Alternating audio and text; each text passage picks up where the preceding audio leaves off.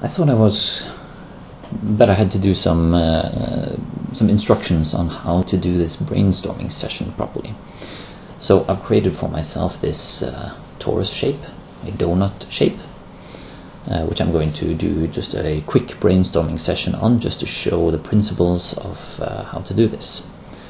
So some of the sketches I'm going to draw them in a section going straight through, so it's along the AA line. And we're going to look at a couple of ways of defining stuff. So I'm going to use this sort of piston-like symbol for linear motions, and I'm going to use this sort of ballpoint and an arc around it as a symbol to rotating motion. And I'm going to use just a padlock to symbolize a locking function somewhere inside the design. So I'll start off by just giving my different designs a couple of names. So we'll start off with an internal design, which I'm going to call a TI for torus and internal. And this will be the first sketch on this design. I will have 3 in all, just to show the function properly. So the internal design, the thought is that I'm going to lower something into the center of the torus. Then it's going to grab the inside edge of the torus, and then we're going to lift it. So I'll need somewhere where I can connect to the lifting hook and the shackle. Then I'll need just a spacer bar up top there somehow. I'm going to need some rotating motion on the edge there, and the same on this edge. And then I'm going to need some feet basically going down. And they're going to have some sort of hook at the end that's going to interact with the inside of the torus. So now it's hovering here on above the section of the torus. I'm just going to draw this in here. So we have the section of the torus here, and for our next sketch here, we'll mark it still TI for torus internal. This will be the second sketch, just to show what's happening here. My tablet isn't quite cooperating with me. There it comes. So we'll start off by drawing the torus this time, because I want to show what's happening here. So I'm going to move the torus a bit up, just to show that we've sort of entered it with the tool, the lifting equipment. So here's the torus, a cross section of it. The tool is now a bit further down here. It's been lowered into the torus. We have the top of the lifting equipment here. We have the rotating motion on these 2 spots, and now these have rotated a bit inwards because they're being pushed in so that they will fit inside the torus. Now for our third sketch on this one, we've gotten it completely in, gotten the lifting tool all the way in, and so we end up with having the lifting tool up here, the rotating motion on each side. We're going to go straight down, and the rotating motion on this side, straight down, and the torus will now be placed on top of these hooks, or whatever we're going to call them, these edges that will come into contact with the inside of the torus. And now it's important, if we're going to lift this, all HSE engineers, health, safety and environment engineers, will tell you that, well, you're going to have to lock this in place somehow. So we're going to need some sort of locking mechanism in the center here.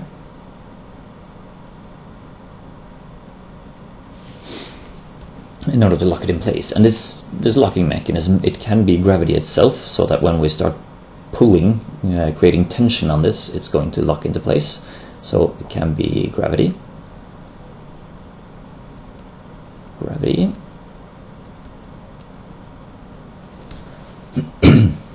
It can also be a mechanical lock, which means that as soon as the rotating motion reaches a certain point, it's going to lock into place.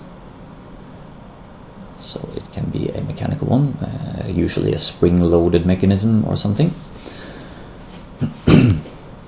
It can also be a manual one. So it can be manual, which means that whoever is operating the crane will have to step up and flip a switch or tighten a nut or whatever in order to make this stay into its correct position. And there are also possibilities of doing it electrical, hydraulics, or even compressed air with pneumatics. That's also a possibility there, although for a tool like this, gravity, mechanical or manual will be the obvious choice, as it means that you won't have use of any hoses or electrical cables or anything that needs to go into the tool from an external source. Some cranes actually have electrical, hydraulic or pneumatic connections built in, so that it's very easy to connect lifting equipment that uses them, but that's not the case for most cranes. So the locking mechanism itself, it will be a part of the more specific design as you have chosen your specific solution and you're working further on developing it. That's when you're going to start choosing the exact details of this stuff. So now we're just throwing out a lot of possibilities here. So let us do one more example of how to solve this. We can do a TE, torus external, which means that we are going to grab the outside of this torus in order to lift it. So let's do the first sketch for the TE. Here we're going to do linear motion instead of rotational. You can do this with the rotational motion also. That's not a problem. That would be a third sketch option in that case. In this case, we're going to use linear just to show another way of using this. So I'm going to put in some linear motion here.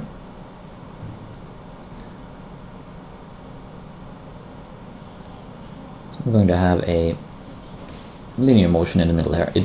Even though I'm drawing the symbol for a piston, it's just a sort of universal way of showing a linear motion.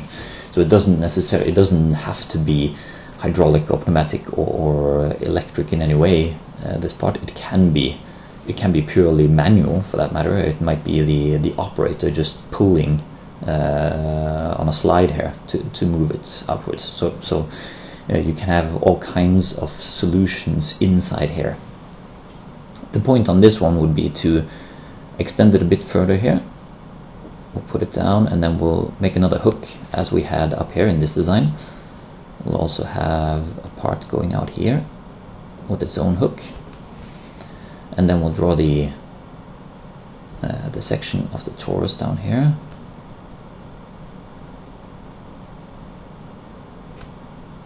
So as we come down here, we have to extend this one. The linear motion has to go outwards. So for the second sketch,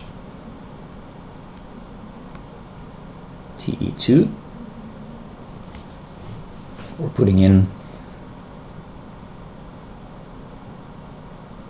a full extent of motion on the linear motion on this one. So we have it over here. We're going to go down here, and then we have this one over here. here, and now we have the torus. It's been lowered on top of the torus.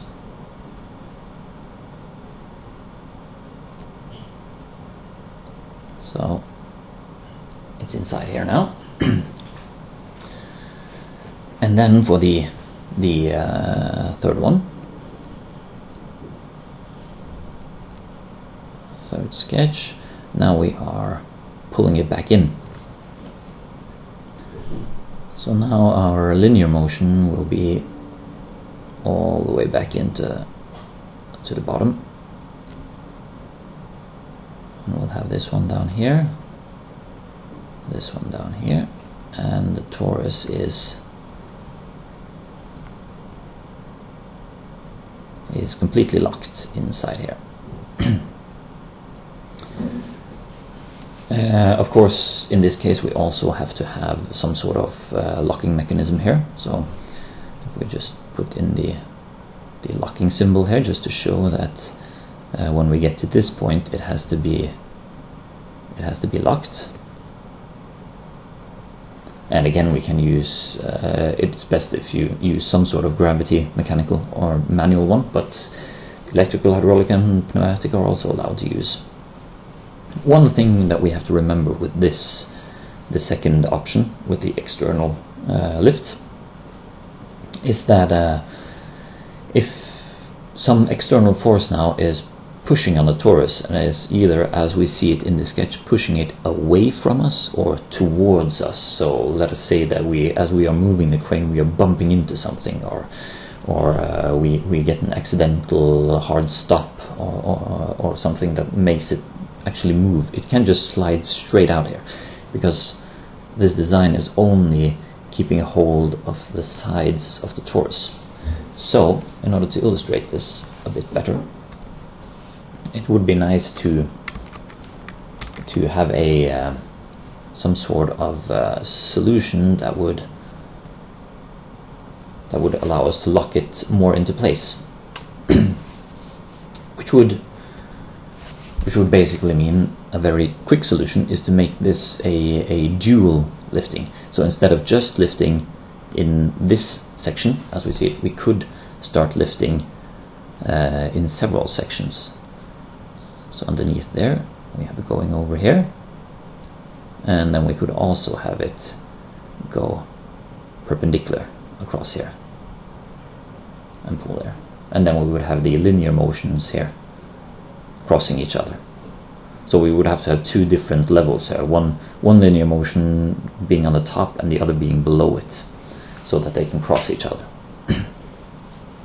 Either that or having them offset from the center, so that it doesn't really matter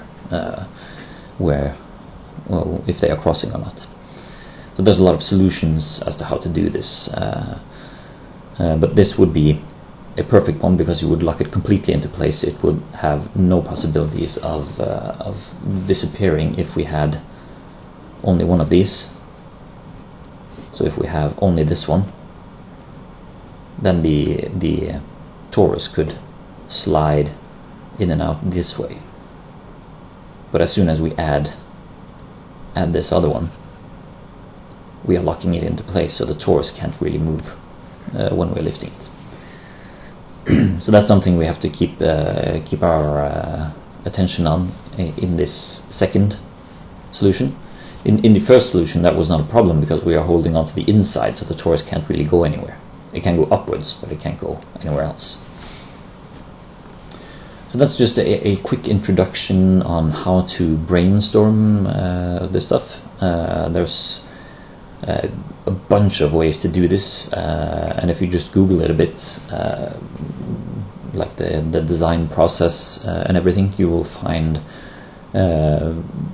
very many different ways of doing it. But if you start to look at the details of each way, they are basically the same, and it goes for mostly anything, whether you're doing graphical design or you're doing mechanical design or whatever. It's often the same principles that you are following. Might be in a slightly different order if you're looking at a different web page, but the main steps are always there. So just look around and see if you can find stuff. And I I would recommend that for the brainstorming session you use these sorts of sort of universal symbols to symbolize what you are thinking about motions and everything, because it can be very easy to sort of exclude different ways of doing it. If I had said that this was a hydraulic piston, then I had locked myself into only using a hydraulic piston here.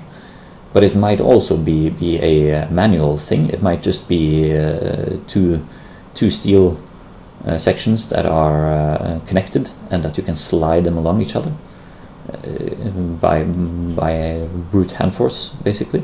So it is more in the brainstorming phase. It's a lot better to just use these general symbols in order to decide what you're doing and what you're not doing. So I hope this was useful to you all.